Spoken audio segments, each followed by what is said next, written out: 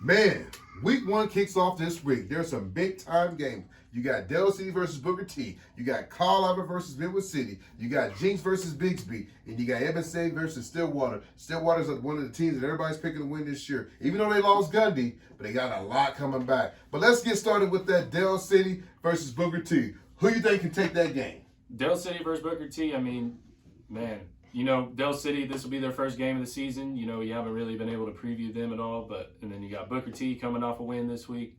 But Dell City, they've been a good team the past few years. Finishing, I think it was third last year in 6A2. I think I'm taking Dell City this time around. Well, you look at what Booker T does, against sophomore, it's a 10-28 ball game. I know Dell City's replacing their quarterback. They've got 2 kids that both are linebackers. It's both committed. One committed to Oklahoma State. The other one committed today to Boise State, which is a long way. I mean, I must love blue because I'm telling you right now, I don't know if I could play at Boise State with that blue turf. I love it. You like that? I love it. Man, I don't know. It'll probably give me a headache, man. I'm just going to tell you right now. But, hey, I'm happy for Tatum, signing with, Boise State. Good kid. I got a chance to work out with him last summer and some 7-on-7 stuff, with Jump Nation. So, good kid. Brother played at OU. Ended up transferred out. I think he's over at Texas State now. So, good for his family that both boys are in college football. Hopefully they can make it to the next level. But I'm gonna get an edge to Dell City because I think Dell City's defense, I think Booker T's offense still kind of shaky. Only put up 28 points against sophomore, a team that went 1-9. So it still kind of tells me like, offense still kind of shaky. But I'll tell you the game that I'm worried about. I'm kind of excited to see, watch, whatever needs to be done. Like I said, I'm supposed to go to the lake. I might take my lake trip to go Saturday morning, but I want to check that Carl Albert Midwood City game out because I'm telling you right now, Carl Albert has beat the Bombers the last few years, but I'm telling you right now, and I'm going to call it right now on Keep It 100. Keep it at 100. Midwood City will knock Carl Albert off. They're going to knock him off. I'll tell you why. Carl Albert ain't got the horses they got. I know they got the running back coming back, Javion Hunt, and they got Brazil. But, I know Ben Harris is 43, 42-1. Got a chance to do a podcast with his dad early in the season. But I'm telling you right now, I don't think they got the horses to keep up with Midwood City. Midwood City can score. Defense is good. Offense is good. They got some good receivers.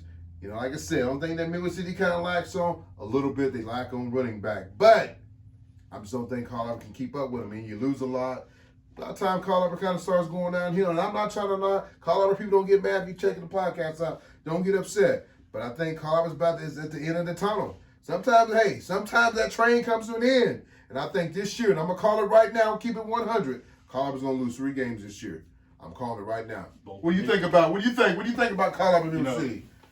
Cross down, the schools aren't but 5 minutes away from each other. There's going to be a lot of this week between the 2 schools. A lot of jabbering, a lot of trash talk. There's going to be a lot of build-up for this game, as there is every year. Anytime Mid-Dell schools clash, it's a game. It is amazing to watch. I've been out to a couple games. When I was playing football, we had a bye week. I went out and checked out the Midwest City Dell City game. Heck of a game that was last year. Yes. But anytime Mid-Dell schools clash, it's going to be a good time. It's bragging rights. Bragging rights. Oh yeah. But like you were saying, Carl Albert, they got Ben Harris coming back.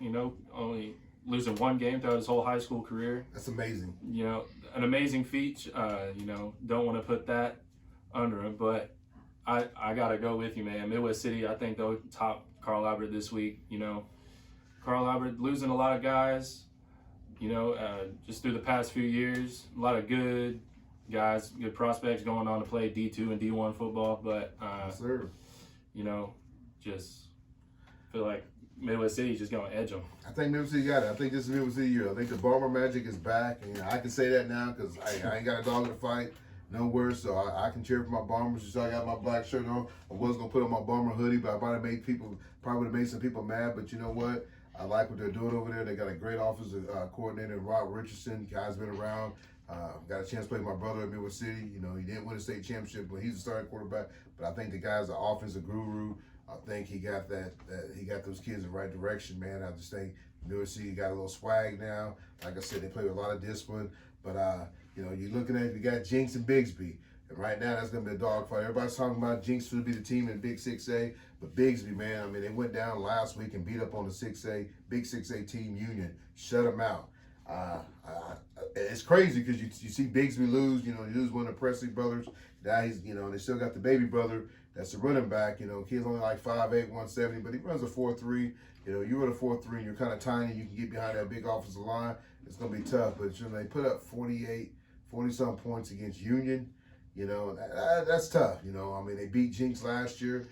Do I see I think I'm going to pick Bigsby in this game because until you can knock them off, Bigsby's the team. I know that everybody got him, you know, picked second to win, you know, to come second in 6A small. But I really think that, you know, Bigsby's the team. I think if Bigsby went up in Big 6A, they're going to compete for a state championship there. Jinx, you know, Jinx is Jinx.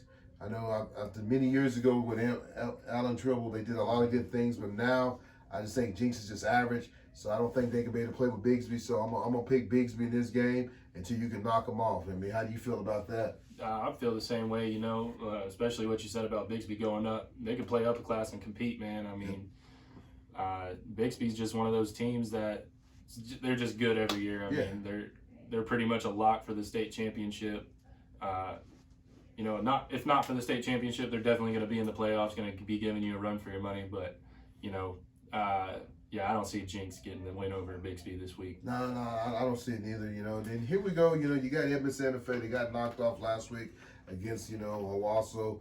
Now they're going into, you know, facing Stillwater this week. Stillwater got to change their quarterback. You know, Gundy leaving. The new guy's going to step in. You know, you still got baby Gundy there, you know. So I guarantee the young man that's took over for Gundy, if he ain't going to get the job done, baby Gundy's right there in the wing waiting to get his shot to, you know, see what he can do and maybe try to win a state championship his brother didn't do. But I tell you right now, Stillwater's loaded. They got their running back coming back. Got most of the offensive line and the defensive line. Everybody got them picked to win 6A small. But I tell you this, I don't know, man. I just tell you what, you know, Stillwater got to play Newark City. They got to play Dell City. So there's going to be some banged up going on during the season. So, like I said, I think it's wide open. But at the end of the day, I still think that Bigsby's the team to beat in small 6A. I think Stillwater's right there. Dell City's right there. On the other side, you know, you got Bigsby. I haven't talked about them yet. Choctaw, Yellow Jackets. I got a chance to go watch them play against Mustang. And, you know, I was really depressed. You know, Mustang's a big 6A school. They look really bad. I mean, Choctaw got to do what they wanted to do. Still look really good throwing the ball. I'll tell you right now, you heard it first on Keeping It 100 High School Sports. RJ Jackson is the real deal. I'm calling it right now. The kid is a beast. Everybody can talk about Chase Jackson, but Chase Jackson, you got your Batman. Chase, you can be Batman and RJ can be Robin, but you got your sidekick because he's going to help you get open because I'm telling you right now, people's going to put a lot of emphasis on RJ Jackson because the kid can catch. Kid's big, about 6'2", 6'3", 225, can catch and run. I'm just telling you, still get the ball anyway. Them big hands going to get up and he's going to catch it. He just ran all over Mustang. It was a bad deal for Mustang. I mean, I got to the game, man, and I'm thinking it's a JV and it's a varsity. And it's sad because, you know, Blankenship's a good coach, but, man, you got a long way to go, baby. You're going to try to compete in that Big 6A. I'm going to tell you that right now.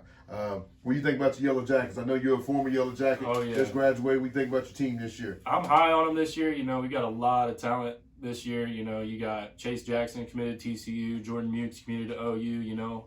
Just those two guys in general are going to get people watching, get their eyes on Choctaw, which is good. You know, Choctaw historically hasn't been too good, but, you know, last year making the playoffs, getting their first playoff win since the 60s, people are getting high on Choctaw, and I'm one of them. I mean, you know, maybe because I'm biased. I played at Choctaw, went to Choctaw, graduated from there, but, you know, I think if Choctaw is going to do something this year, is going to be the year. You got Steele Wassel, sophomore, dude can sling it.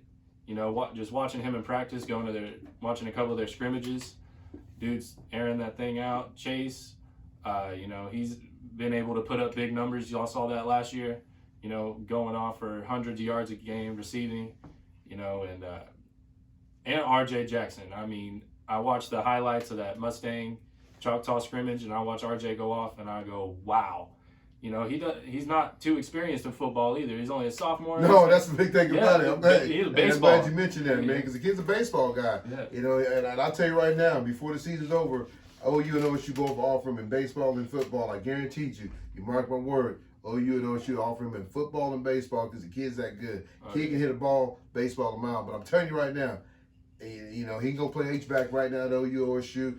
And I tell you, he got decent speed. You look at him, and the kid's young. He's like 15 years old. He got a twin sister. I mean, his dad and mom has done a great job. They got a bunch of great athletes. I mean, his sister played at Duke. Sister's married to an NBA basketball player. So, I mean, come from a great family.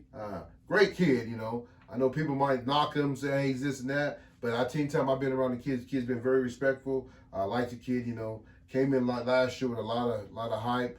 But you know, I think this year he's backing it up. I think he's gotten bigger, stronger, and I think this year's gonna be his team.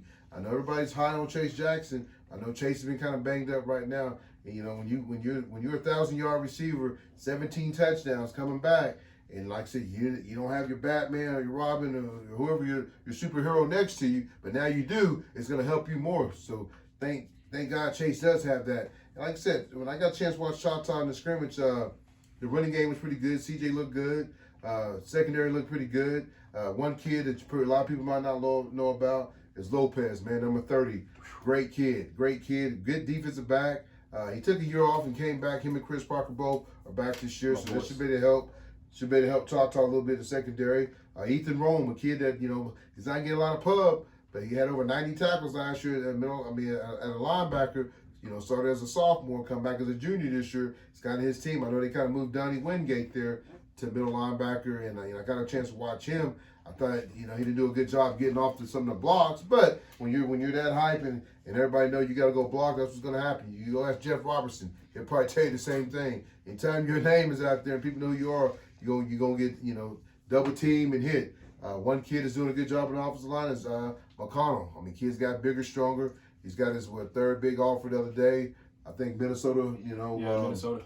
Minnesota just offered him. Great school. I think that kid fits that school. He looks like one of those Big Ten, what is that, Big Ten linemen? He looks like one of them Big Ten linemen when it's cold outside and snow coming down. Minnesota will be a great place to play. I know his mom and dad might think that's too far, but I tell you, Minnesota will be a good place to play because I'm telling you, they did a good job last year. Got a chance to get to the bowl, and coach turned around there. So I just tell you, man, high school sport, you know, I'm lucky to get a chance to play high school, football this upcoming season. I think it's going to be fun. I think, like I said, I think it's going to be open to anybody can go win it. So that's the thing about it. Every week you got to go out and play. I know Choctaw's going on the road this week to one of the Arkansas teams. I don't want to get it wrong. Is it Springdale?